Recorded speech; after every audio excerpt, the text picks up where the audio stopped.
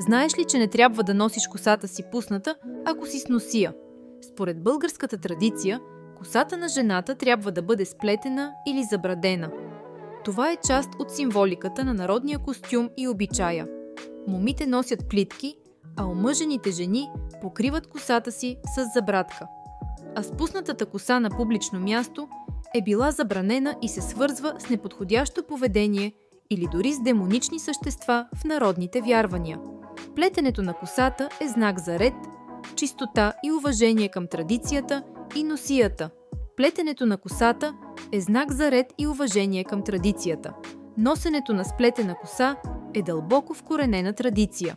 В някои региони жените дори са прибавили към плитките си бабини плитки, коси на предци, които символизират връзката с рода и женската енергия.